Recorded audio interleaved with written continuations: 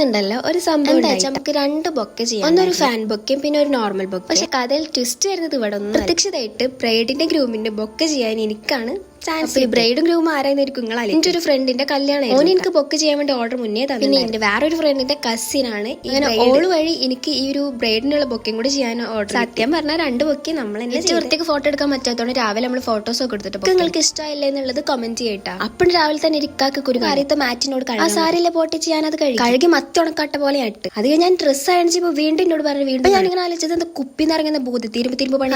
പിന്നെ നമ്മളെക്കാക്കല്ലേ ഞാൻ ആ പണിക്ക് പോയപ്പോ ഉപ്പ് എന്ത് ചെയ്തു ഇതിന്റെ ഡ്രസ്സ് അയൺ ചെയ്ത മാറ്റി കഴിഞ്ഞപ്പോ എനിക്കൊരു ബോധി ഒരു വീഡിയോ എടുത്തു. പിന്നെ ഡോഗ് ഷോ ഒക്കെ ഇരുന്ന് അവിടെ നടന്നു. ഫാൻ ബൊക്കെ രാവിലെ തന്നെ ഇപ്പൊക്കെ കൊണ്ടുപോകാൻ ഓനക്ക് ഒയ് വിട്ടു. കാരണം ഓനാണല്ലോ പുയ്യാപ്പിള ചെക്കുന്നത്. അതുകൊണ്ട് എന്നെ കല്യാണത്തിന് പോകുമ്പോൾ ഇന്നോട് അടുത്തിച്ചു കൊടുക്കണം. അങ്ങനെ പിന്നെ ആ ബൊക്കെ പിടിച്ചിട്ട് ഞാനും ശാദം കൂടെ വണ്ടി ഒരു ചമ്മലുണ്ടായിരുന്നു. ഈ ബൊക്കെ പിടിച്ചിട്ട് ബൊക്കെ എനിക്ക് കൊടുത്ത് ഞാൻ കഴിച്ചില്ല. ഈ വെള്ളം ഇട്ട് നിൽക്കുന്ന കേട്ടോ നമ്മള് പുയ്യാപ്പിള. ഞാനും ശാദം പിന്നെ നേരെ ഫുഡ് കഴിക്കാൻ പോയി. അവിടെ ആണെങ്കിലും ഒടുക്കത്തെ തിരക്കും എങ്ങനെയൊക്കെ നമ്മൾ അതിന്റെ ഉള്ളിൽ കയറി പറ്റി. അങ്ങനെ ഫുഡ് കഴിക്കലും കഴിഞ്ഞ് ചെക്കനോട് യാത്രയും പറഞ്ഞ് നമ്മൾ അങ്ങനെ ഇറങ്ങി. ഇനി നിങ്ങൾ കാണാൻ പോകുന്നത് ഇതിന്റെ സാഹസികതയാണ്.